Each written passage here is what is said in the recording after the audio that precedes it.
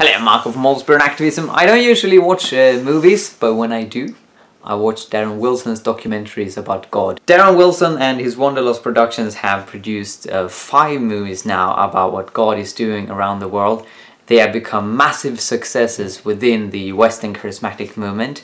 And the newest one, Holy Ghost Reborn, will be released this week. And to celebrate this, I want to review every single one of them, starting off in this video with Finger of God.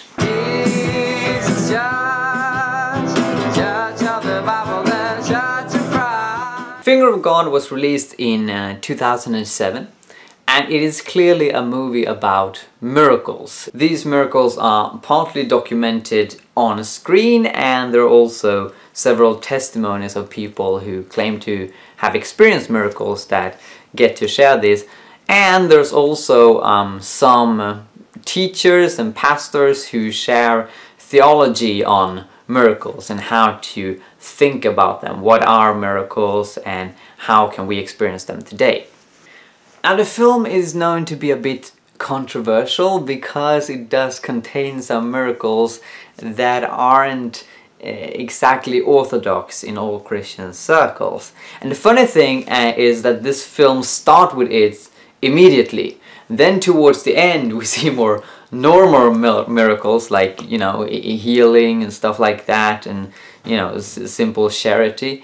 But the opening of this film is sort of a classic in that it wrecks your brain, so to speak. It starts with that you can hear a couple, a man and a woman, discussing something that they have experienced in church. And what you see is just flickering images from a worship service or something like that. And they explain that they didn't expect God to intervene in their life like that. And then the man says something that he sensed the smell that you experience in the dental office at the dentist. And then you get to see the couple. Darren asks them, "What did God do for you?" And the woman says, "God gave us gold teeth." Now, most people's reaction would be, "What?" And that is exactly what Darren also does. He pauses the movie, the screen goes to black, and he says, "Wait, what did they say?" Something like that. And he rewinds it, and then, you know, she repeats it once again. And Darren says, "I know what you're all thinking, these people must be crazy, but the fact is that this is Aunt Patsy and this is Uncle Bob." So they're his relatives. And that's the start of the movie. And he started to explain how he had this preconception of God being very normal, and yet he sort of got thrown into the charismatic movement and started to experience very weird things. And when you read interviews with Darren about how this movie was made, he actually received a message from an angel who said, "Make that movie." And he was still a skeptic. He was attending a charismatic meeting. He thought that all people here are lunatics. Somebody shared a prophetic message saying that an angel is here tonight. And Darren actually met this being. And that sort of convinced him. Then when he opened his eyes again after this angelic encounter and watched the people around him, he saw them with new eyes. He saw, you know, that there weren't, you know, necessarily lunatics, but they were actually seeking God in their brokenness. This film contains so many memorable moments. It contains secret footage from the Chinese church, and you can see the passion that the persecuted Christians have there. It contains an interview with a man who was raised from the dead, Francis Shongwe, whom I've also met, and I've published my own interview with him on this YouTube channel. Watching this film, it was the first time I encountered Heidi Baker and Iris Global. Darren spends a lot of time with them in the film in Mozambique. They go out in the bush, they pray for a deaf girl who is healed, and Darren just states that now you've seen a miracle. And it's really powerful also how, especially when it comes to Iris Global, but also other stuff towards the end, that these miracles are combined with a heart to the poor.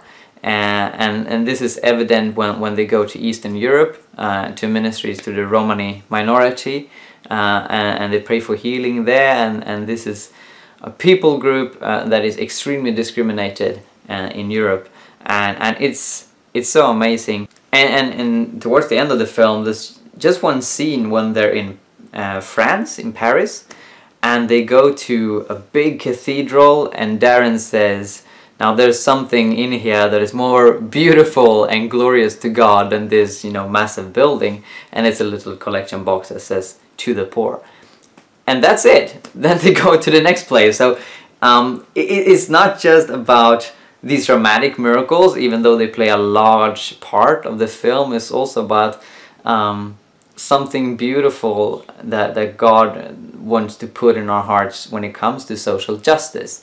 And as you may know, I love to combine signs and wonders with peace and justice. So that's a message that really hit me. Now I know that after making this movie, Darren felt that it was a little bit too much emphasis on miracles, and so in the movies that come after this, they're still very charismatic. Miracles play a large part, but he also brings up other stuff. Like in Furious Love, he discusses love. In Father of Lies, he discusses the Father and the nature of the gospel, and so on. And yet, I really like Finger of God for what it is. I agree with the psalmist in Psalm 77 that encourage us to think about God's acts and what God is doing. It's something natural for us Christians to do, to rejoice what the Father is doing in our midst. And so there is a focus on miracles that can be unsound, but for the most part, I think we struggle in the West with a lot of other stuff when it comes to focus that is far worse than focusing on what God is doing. Quality of the film visually is clearly not as good as the following films, but I personally like that. You know, I like when things are a little bit rough, and I think as Christians we should actually strive for simplicity, so that's not a problem with me. One concern I have with this movie is how the Romanis are described, gypsies. Darren says that they're most a hated group in Europe, and while it's probably true, and while their purpose obviously is to restore this people group for what they are, I think they could have done a little bit more research. For example, how the word gypsy is quite stereotypical and so on. But other than that, this movie really is great. The pacing is very good, it's exciting, it has a lot of quotable moments, like a guy from Bethel Church who says, why are people saying that church is boring? I watched a woman get up from her wheelchair, is that boring? And so on. So I will give this movie 5 out of 5 crosses. Thank you for watching, and God bless you.